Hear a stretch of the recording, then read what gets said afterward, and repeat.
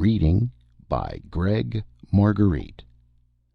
The Big Trip Up Yonder by Kurt Vonnegut, Jr. If it was good enough for your grandfather, forget it. It is much too good for anyone else. Gramps Ford, his chin resting on his hands on the crook of his cane, was staring irascibly at the 5-foot television screen that dominated the room. On the screen, a news commentator was summarizing the day's happenings. Every 30 seconds or so, Gramps would jab the floor with his cane tip and shout, "Hell, we did that 100 years ago!"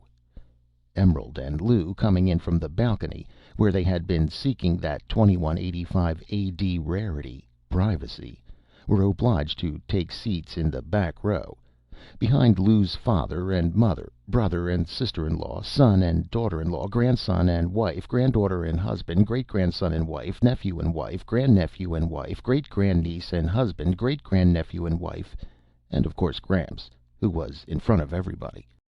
All save Gramps, who was somewhat withered and bent, seemed by pre-anti-gerasone standards to be about the same age, somewhere in their late 20s or early 30s. Gramps looked older because he had already reached 70 when anti-gerasone was invented. He had not aged in the 102 years since.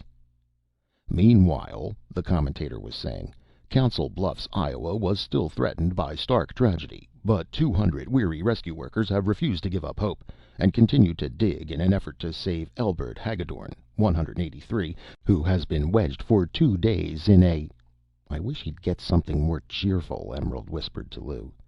"Silence!" cried Gramps. "Next one shoots off his big bazoo while the TV's on is gonna find hisself cut off without a dollar." His voice suddenly softened and sweetened. "When they wave that checkered flag at the Indianapolis Speedway and old Gramps gets ready for the big trip up yonder." He sniffed sentimentally, while his heirs concentrated desperately on not making the slightest sound. For them, the poignancy of the prospective big trip had been dulled somewhat through having been mentioned by Gramps about once a day for 50 years.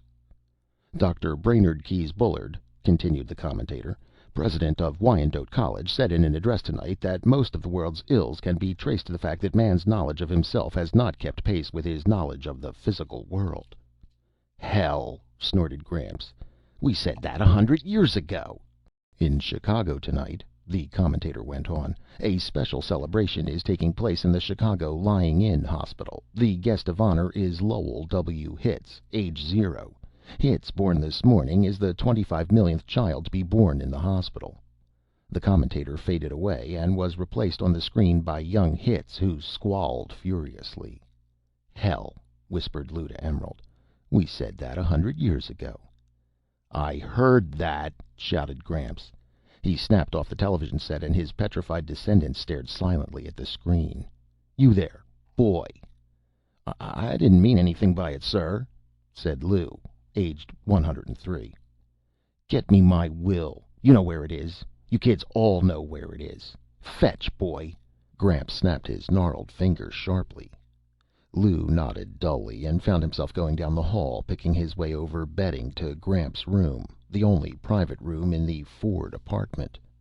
The other rooms were the bathroom, the living room, and the wide windowless hallway, which was originally intended to serve as a dining area and which had a kitchenette in one end. 6 mattresses and 4 sleeping bags were dispersed in the hallway and living room, and the daybed in the living room accommodated the 11th couple, the favorites of the moment. On Gramps' bureau was his will, smeared, dog-eared, perforated, and blotched with hundreds of additions, deletions, accusations, conditions, warnings, advice, and homely philosophy. The document was, Lou reflected, a 50-year diary, all jammed onto 2 sheets, a garbled, illegible log of day after day of strife. This day Lou would be diminished for the 11th time, and it would take him perhaps 6 months of impeccable behavior to regain the promise of a share in the estate, to say nothing of the daybed in the living room for Em and himself. "Boy!" called Gramps. "Coming, sir." Lou hurried back into the living room and handed Gramps the will. "Pen," said Gramps. He was instantly offered 11 pens, one from each couple. "Not that leaky thing," he said, brushing Lou's pen aside. "Ah, there's a nice one. Good boy, Willie." He accepted Willie's pen. That was the tip they had all been waiting for. Willie, then, Lou's father, was the new favorite. Willie, who looked almost as young as Lou, though he was 142, did a poor job of concealing his pleasure. He glanced shyly at the daybed which would become his, and from which Lou and Emerald would have to move back into the hall, back to the worst spot of all, by the bathroom door. Gramps missed none of the high drama he had authored, and he gave his own familiar role everything he had. Frowning and running his finger along each line as though he were seeing the will for the first time, he read aloud in a deep, portentous monotone, like a bass note on a cathedral organ. "I, Harold D. Ford, residing in Building 257 of Alden Village, New York City, Connecticut, do hereby make, publish, and declare this to be my last will and testament, revoking any and all former wills and codicils by me at any time heretofore made." He blew his nose importantly and went on, not missing a word, and repeating many for emphasis, repeating in particular his ever more elaborate specifications for a funeral. At the end of these specifications, Gramps was so choked with emotion that Lou thought he might have forgotten why he'd brought out the will in the first place. But Gramps heroically brought his powerful emotions under control, and after erasing for a full minute, began to write and speak at the same time. Lou could have spoken his lines for him. He had heard them so often. "I have had many heartbreaks ere leaving this vale of tears for a better land," Gramps said and wrote, "but the deepest hurt of all has been dealt me by—" He looked around the group, trying to remember who the malefactor was. Everyone looked helpfully at Lou, who held up his hand resignedly. Gramps nodded, remembering, and completed the sentence. "My great-grandson, Louis J. Ford." "Grandson, sir," said Lou. "Don't quibble. You're in deep enough now, young man," said Gramps, but he made the change, and from there he went without a misstep through the phrasing of the disinheritance, causes for which were disrespectfulness and quibbling. In the paragraph following the paragraph that had belonged to everyone in the room at one time or another, Lou's name was scratched out and Willie's substituted as heir to the apartment and the biggest plum of all, the double bed in the private bedroom. "So," said Gramps, beaming. He erased the date at the foot of the will and substituted a new one, including the time of day. "Well, time to watch the McGarvey Family." The McGarvey Family was a television serial that Gramps had been following since he was 60, or for a total of 112 years. "I can't wait to see what's going to happen next," he said. Lou detached himself from the group and lay down on his bed of pain by the bathroom door. Wishing Em would join him, he wondered where she was. He dozed for a few moments until he was disturbed by something stepping over him to get into the bathroom. A moment later he heard a faint gurgling sound, as though something were being poured down the wash basin drain. Suddenly it entered his mind that Em had cracked up, that she was in there doing something drastic about Gramps. "Em?" he whispered through the panel. There was no reply, and Lou pressed against the door. The worn lock, whose bolt barely engaged its socket, held for a second, then let the door swing inward. "Morty!" gasped Lou. Lou's great-grandnephew, Mortimer, who had just married and brought his wife home to the Ford menage, looked at Lou with consternation and surprise. Morty kicked the door shut, but not before Lou had glimpsed what was in his hand. Gramps' enormous economy-sized bottle of anti-gerasone, which had apparently been half emptied, and which Morty was refilling with tap water. A moment later Morty came out, glared defiantly at Lou, and brushed past him wordlessly to rejoin his pretty bride. Shocked, Lou didn't know what to do.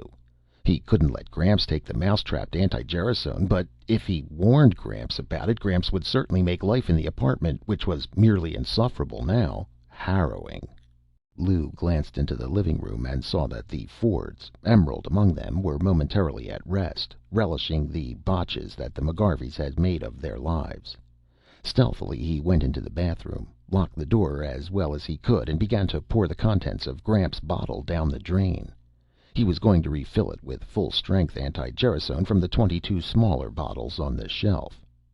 The bottle contained a half-gallon, and its neck was small, so it seemed to Lou that the emptying would take forever. And the almost imperceptible smell of anti-gerasone, like Worcestershire sauce, now seemed to Lou, in his nervousness, to be pouring out into the rest of the apartment through the keyhole and under the door. The bottle gurgled monotonously. Suddenly up came the sound of music from the living room, and there were murmurs and the scraping of chair legs on the floor. "Thus ends," said the television announcer, "the 29,121st chapter in the life of your neighbors and mine, the McGarveys." Footsteps were coming down the hall. There was a knock on the bathroom door. "Just a sec," Lou cheerily called out. Desperately, he shook the big bottle, trying to speed up the flow. His palm slipped on the wet glass, and the heavy bottle smashed on the tile floor. The door was pushed open, and Gramps, dumbfounded, stared at the incriminating mess. Lou felt a hideous prickling sensation on his scalp and the back of his neck. He grinned engagingly through the nausea, and, for want of anything remotely resembling a thought, waited for Gramps to speak. "Well, boy," said Gramps at last, "looks like you've got a little tidying up to do." And that was all he said. He turned around, elbowed his way through the crowd, and locked himself in his bedroom. The Fords contemplated Lou in incredulous silence a moment longer, and then hurried back to the living room, as though some of his horrible guilt would taint them, too, if they looked too long. Morty stayed behind long enough to give Lou a quizzical, annoyed glance. Then he also went into the living room, leaving only Emerald standing in the doorway. Tears streamed over her cheeks. "Oh, you poor lamb. Please don't look so awful. It was my fault. I put you up to this with my nagging about Gramps." "Nah," said Lou, finding his voice. "Really, you didn't. Honest, Em. I was just—" "You don't have to explain anything to me, hon. I'm on your side, no matter what." She kissed him on one cheek and whispered in his ear, "It wouldn't have been murder, hon. It wouldn't have killed him. It wasn't such a terrible thing to do. It just would have fixed him up so he'd be able to go any time God decided he wanted him." "What's going to happen next, Em?" said Lou hollowly. "What's he going to do?" Lou and Emerald stayed fearfully awake almost all night, waiting to see what Gramps was going to do. But not a sound came from the sacred bedroom. 2 hours before dawn, they finally dropped off to sleep. At 6 o'clock, they arose again, for it was time for their generation to eat breakfast in the kitchenette. No one spoke to them. They had 20 minutes in which to eat, but their reflexes were so dulled by the bad night that they had hardly swallowed 2 mouthfuls of egg-type processed seaweed before it was time to surrender their places to their son's generation. Then, as was the custom for whoever had been most recently disinherited, they began preparing Gramps' breakfast, which would presently be served to him in bed on a tray. They tried to be cheerful about it. The toughest part of the job was having to handle the honest-to-God eggs and bacon and oleomargarine on which Gramps spent so much of the income from his fortune. "Well," said Emerald, "I'm not going to get all panicky until I'm sure there's something to be panicky about." "Maybe he doesn't know what it was I busted," Lou said hopefully. "Probably thinks it was your watch crystal," offered Eddie, their son, who was toying apathetically with his buckwheat-type processed sawdust cakes. "Don't get sarcastic with your father," said Em, "and don't talk with your mouth full, either." "I'd like to see anybody take a mouthful of this stuff and not say something," complained Eddie, who was 73. He glanced at the clock. "It's time to take Gramps' breakfast, you know." "Yeah, it is, isn't it?" said Lou weakly. He shrugged. "Let's have the tray, Em." "We'll both go." Walking slowly, smiling bravely, they found a large semicircle of long-faced Fords standing around the bedroom door. Em knocked. "Gramps," she called brightly, "breakfast is ready." There was no reply, and she knocked again, harder. The door swung open before her fist. In the middle of the room, the soft, deep, wide, canopied bed, the symbol of the sweet by and by to every Ford, was empty. A sense of death as unfamiliar to the Fords as Zoroastrianism or the causes of the Sepoy Mutiny stilled every voice, slowed every heart. Awed, the heirs began to search gingerly under the furniture and behind the drapes for all that was mortal of Gramps, father of the clan. But Gramps had left not his earthly husk, but a note, which Lou finally found on the dresser, under a paperweight which was a treasured souvenir from the World's Fair of 2000. Unsteadily, Lou read it aloud.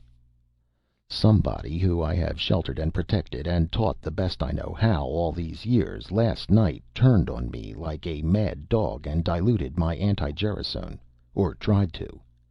I am no longer a young man. I can no longer bear the crushing burden of life as I once could. So, after last night's bitter experience, I say goodbye. The cares of this world will soon drop away like a cloak of thorns, and I shall know peace. By the time you find this, I will be gone. Gosh, said Willie brokenly. He didn't even get to see how the 5,000-mile speedway race was going to come out. Or the Solar Series, Eddie said, with large mournful eyes. Or whether Mrs. McGarvey got her eyesight back, added Morty. There's more, said Lou, and he began reading aloud again. I, Harold D. Ford, etc., do hereby make, publish, and declare this to be my last will and testament, revoking any and all former wills and codicils by me at any time heretofore made. No, cried Willie, not another one. I do stipulate, read Lou, that all of my property, of whatsoever kind and nature, not be divided, but do devise and bequeath it to be held in common by my issue, without regard for generation, equally share and share alike. Issue? Said Emerald. Lou included the multitude in a sweep of his hand. It means we all own the whole damn shootin' match. Each eye turned instantly to the bed. Share and share alike? Asked Morty. Actually, said Willie, who was the oldest one present, it's just like the old system where the oldest people head up things with their headquarters in here and... I like that, exclaimed Em. Lou owns as much of it as you do, and I say it ought to be for the oldest one who's still working. You can snooze around here all day waiting for your pension check while poor Lou stumbles in here after work all tuckered out and... How about letting somebody who's never had any privacy get a little crack at it? Eddie demanded hotly. Hell, you old people had plenty of privacy back when you were kids. I was born and raised in the middle of that goddamn barracks in the hall. How about... Yeah? Challenged Morty. Sure, you've all had it pretty tough, and my heart bleeds for you. But try honeymooning in the hall for a real kick. Silence! Shouted Willie imperiously. The next person who opens his mouth spends the next 6 months by the bathroom. Now clear out of my room. I want to think. A vase shattered against the wall, inches above his head. In the next moment, a free-for-all was underway, with each couple battling to eject every other couple from the room. Fighting coalitions formed and dissolved with the lightning changes of the tactical situation. Em and Lou were thrown into the hall, where they organized others in the same situation and stormed back into the room. After 2 hours of struggle, with nothing like a decision in sight, the cops broke in, followed by television cameramen from mobile units. For the next half hour, patrol wagons and ambulances hauled away Fords, and then the apartment was still and spacious. An hour later, films of the last stages of the riot were being televised to 500 million delighted viewers on the eastern seaboard. In the stillness of the 3-room Ford apartment on the 76th floor of Building 257, the television set had been left on. Once more the air was filled with the cries and grunts and crashes of the fray, coming harmlessly now from the loudspeaker. The battle also appeared on the screen of the television set in the police station, where the Fords and their captors watched with professional interest. Em and Lou, in adjacent 4x8 cells, were stretched out peacefully on their cots. Em, called Lou through the partition, you got a wash basin all your own, too? Sure. Wash basin, bed, light, the works. And we thought Gramps' room was something. How long has this been going on? She held out her hand. For the first time in 40 years, hon, I haven't got the shakes. Look at me. Cross your fingers, said Lou. The lawyer's going to try to get us a year. Gee, Em said dreamily. I wonder what kind of wires you'd have to pull to get put away in solitary. "All right, pipe down," said the turnkey, "or I'll toss the whole kit and caboodle of you right out. And first one who lets on to anybody outside how good jail is ain't never getting back in." The prisoners instantly fell silent. The living room of the apartment darkened for a moment as the riot scenes faded on the television screen, and then the face of the announcer appeared, like the sun coming from behind a cloud. "And now, friends," he said, "I have a special message from the makers of anti-gerasone. A message for all you folks over 150. Are you hampered socially by wrinkles, by stiffness of the joints and discoloration or loss of hair? All because these things came upon you before anti-gerasone was developed? Well, if you are, you need no longer suffer, need no longer feel different and out of things. After years of research, medical science has now developed super anti-gerasone. In weeks, yes, weeks, you can look, feel, and act as young as your great-great-grandchildren. Wouldn't you pay $5,000 to be indistinguishable from everybody else? Well, you don't have to. Safe, tested, super anti-gerasone costs you only a few dollars a day. Right now, for your free trial carton, just put your name and address on a dollar postcard and mail it to Super, Box 500,000, Schenectady, New York. Have you got that? I'll repeat it. Super, Box 500,000. Underlining the announcer's words was the scratching of Gramps' pen, the one Willie had given him the night before. He had come in a few minutes earlier from the Idle Hour Tavern, which commanded a view of Building 257 from across the square of asphalt known as the Alden Village Green. He had called a cleaning woman to come straighten the place up, then had hired the best lawyer in town to get his descendants a conviction. A genius who had never gotten a client less than a year and a day.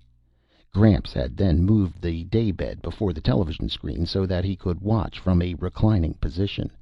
It was something he'd dreamed of doing for years. "Schenectady," murmured Gramps. "Got it." His face had changed remarkably. His facial muscles seemed to have relaxed, revealing kindness and equanimity under what had been taut lines of bad temper. It was almost as though his trial package of super anti-gerasone had already arrived. When something amused him on television, he smiled easily, rather than barely managing to lengthen the thin line of his mouth a millimeter. Life was good. He could hardly wait to see what was going to happen next.